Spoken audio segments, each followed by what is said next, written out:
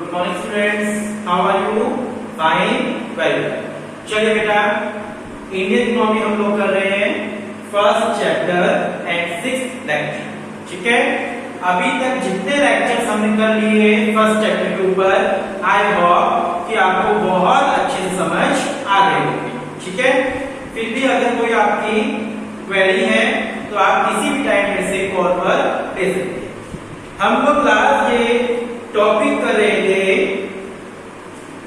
Demographic profile during the British rule. ठीक है, यहां तक हम लोगों ने टॉपिक कर लिया था। नेक्स्ट पेज नंबर 15 मेरे पास बुक है यहाँ जो, वहां पेज नंबर 15 एंड टॉपिक है डेमोग्राफिक ट्रांजिशन। ठीक है, तो let's start. Demographic transition following are some notable points relating to demographic transition in India. In the history of demographic transition की हिस्ट्री में 1921 को 1921 को डिवाइड ईयर कहा जाता है। क्या बोलते हैं इसको? Division year, divide year. 1921 में, prior to 1921, population growth in India was never consistent. Size of population kept fluctuating, increasing in one census and decreasing in other. 1921 से पहले इंडिया की पॉपुलेशन फ्लक्चुएटिंग थी। अगर किसी सेंसस में पॉपुलेशन काउंट किया तो लास्ट सेंसस से इंक्रीज, फिर नेक्स्ट सेंसस में काउंट किया तो डिक्रीज, देन नेक्स्ट सेंसस में किया तो इंक्रीज। यानी 1921 से पहले इंडिया की पॉपुलेशन कांस्टेंट नहीं थी, ना लगातार इंक्रीज हो रही थी ना लगातार डिक्रीज। हर सेंसस में बदलाव, 10 साल में एक बार पॉपुलेशन काउंटिंग होती है, तो हर 10 साल बाद चेंज। किसी सेंसस में इंक्रीजिंग दिखाना लास्ट सेंसस से, तो किसी सेंसस में डिक्रीजिंग दिखाना लास्ट सेंसस से। तो 1921 से पहले ऐसा कुछ सिचुएशन था हमारी कंट्री के अंदर।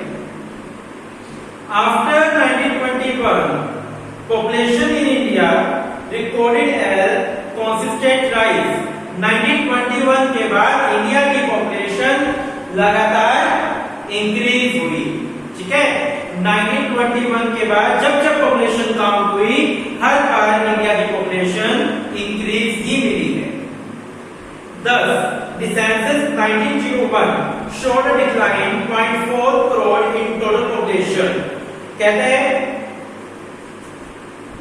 1901 में जब पॉपुलेशन को काउंट किया गया तो पॉपुलेशन में डिक्लाइन पाया गया। कितना पाया गया डिक्लाइन? 0.04 करोड़ का। मतलब इससे लास्ट सेंसस के कंपैरिजन 0.04 का क्या पाया गया? डिक्लाइन पाया गया सेंसस के अंदर। फिर कहते हैं 1911 में जब 1911 में जब पॉपुलेशन को काउंट किया गया तो 1.38 करोड़ क्या हुई? राइज। ठीक है, 1901 में तो डिक्लाइन हुई और 1911 में फिर क्या हो गई? इंक्रीज हो गई। Again the census of 1921 showed decline. जब 1921 में फिर काउंट की गई पॉपुलेशन तो यहां पर 0.07 करोड़ क्या हो गए? डिक्लाइन।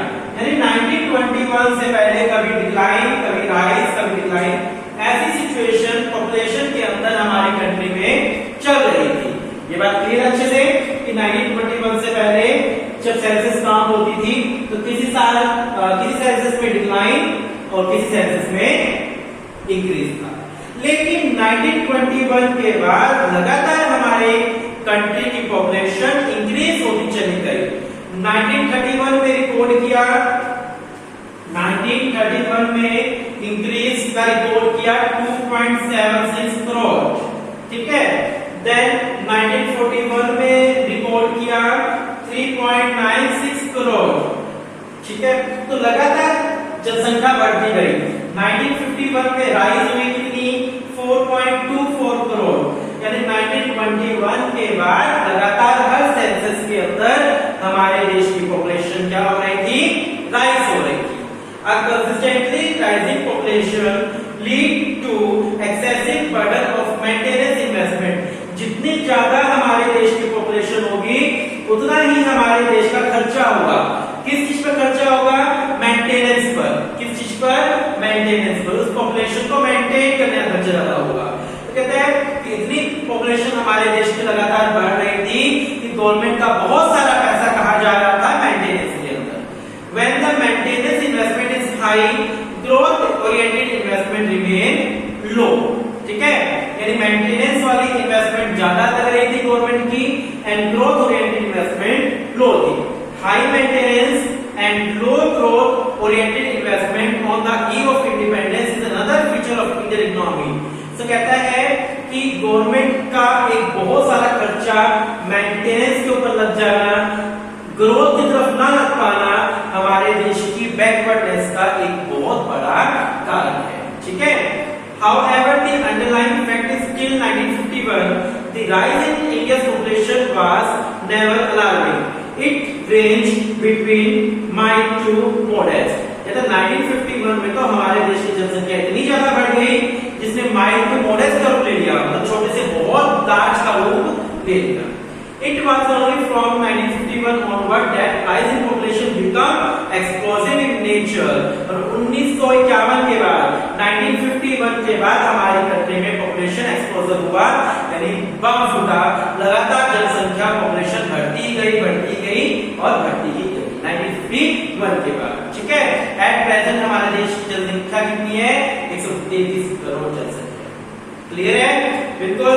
चलिए नेक्स्ट टॉपिक आपका occupational structure on the eve of independence. बहुत अच्छा टॉपिक है ये, इंटरेस्टिंग भी है और इंपॉर्टेंट भी टॉपिक है। ठीक है, तीनों ही बातें यहाँ पर। ऑक्यूपेशन को हिंदी में बोलते हैं व्यवसाय। ऑक्यूपेशन को क्या बोलते हैं? व्यवसाय।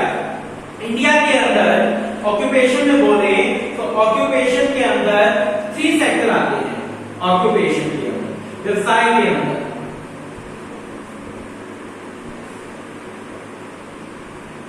प्राइमरी, सेकेंडरी एंड टर्शियरी, जिसको हम लोग सर्विस सेक्टर भी बोलते हैं। क्या बोलते हैं? सर्विस। देखिए, प्राइमरी, सेकेंडरी एंड टर्शियरी या सर्विस सेक्टर। ठीक है, ऑक्यूपेशन में हमारे 3 थे, primary, secondary and tertiary sector यानी सर्विस सेक्टर। प्राइमरी सेक्टर सबसे फर्स्ट वन क्या है? प्राइमरी सेक्टर में क्या आता है? Agriculture labour, forestry, fishers, animal husbandry and plantation, mining. ठीक है, सेकेंडरी में क्या आता है आपका? Large scale industry, small scale industry and building construction. Tertiary sector में क्या आता है आपका?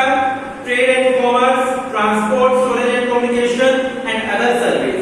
चलिए, बात यहाँ पर क्या हो रही है कि हमारे देश की पॉपुलेशन का एक लार्ज हिस्सा कहां एंगेज्ड है?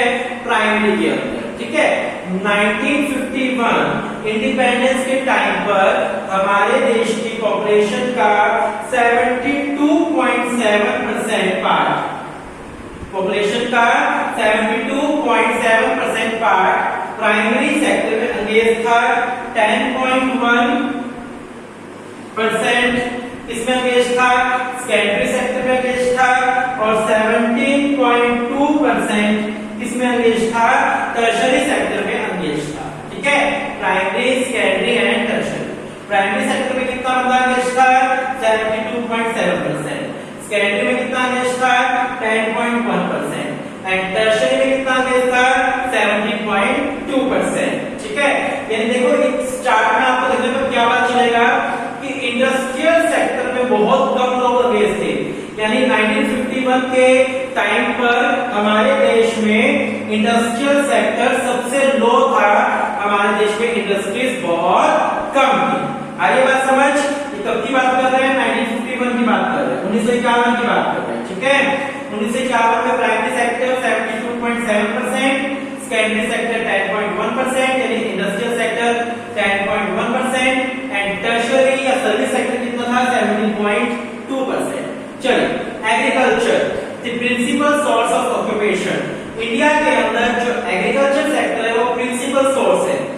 On the eve of independence about 72.7% of working population was engaged in agriculture. हमारे इंडिपेंडेंस के टाइम पर 72.7% पॉपुलेशन कहां एंगेज थी? एग्रीकल्चर के अंदर। Percentage of population depending on agriculture is much less in advanced country of the world।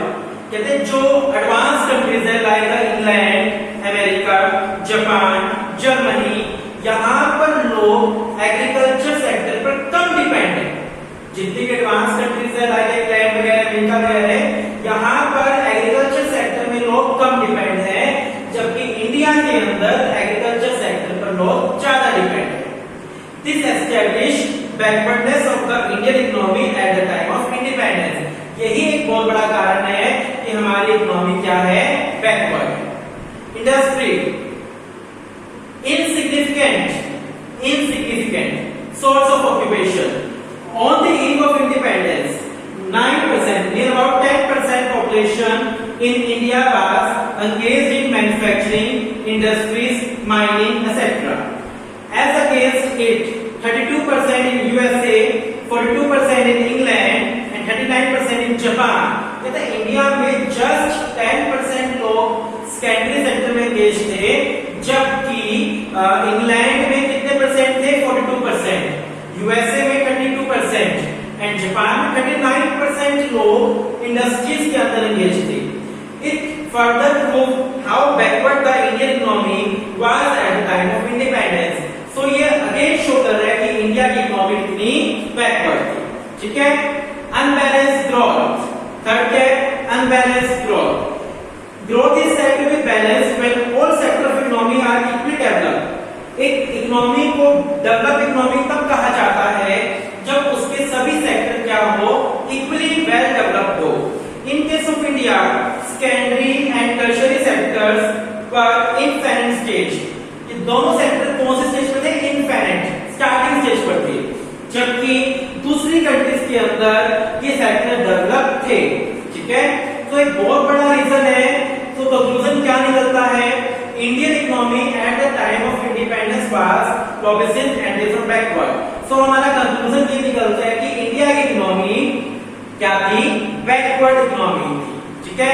Reason आगे समझ, क्योंकि इंडिया की जो पब्लिक थी वो प्राइमरी पे ज्यादा डिपेंड थी, सेकेंडरी में सबसे कम एंड टर्शियरी में इन्फेरेंट स्टेज पर थी। This is a big cause कि India is a backward economy. ठीक है। क्लियर है? पढ़िए।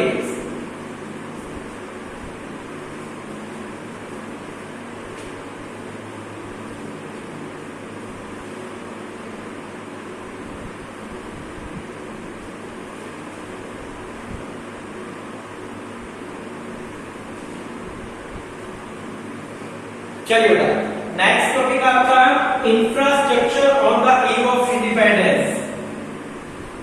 इंडिपेंडेंस के टाइम पर इंडिया का इंफ्रास्ट्रक्चर कैसा था?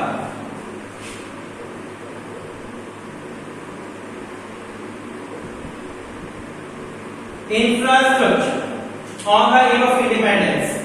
Infrastructure refers to the elements of economic change like means of transport, communication, banking, power, energy and social change।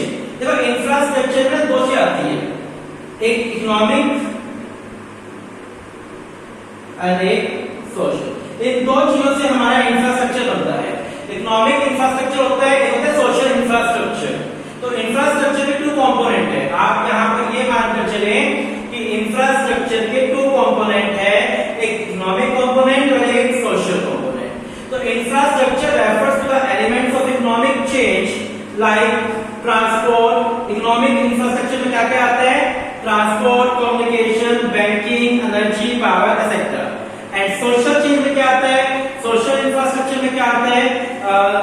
Growth of education, health and housing facility which serve as a foundation for growth and development of country। यानी हमारे infrastructure में दो चीजें आती है, economic infrastructure and social infrastructure. The state of India's infrastructure on the eve of independence can be described in terms of following observation.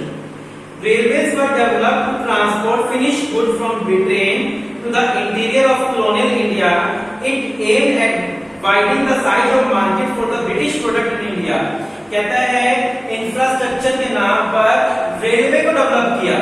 जो British government थी उस गवर्नमेंट ने हमारी कंट्री में रेलवे को डेवलप किया ताकि ब्रिटिश गवर्नमेंट ब्रिटेन में बना हुआ फिनिश गुड इंडिया में लाकर बेच सके, यानी ब्रिटेन गुड्स को इंडिया में एक वाइड मार्केट मिल सके।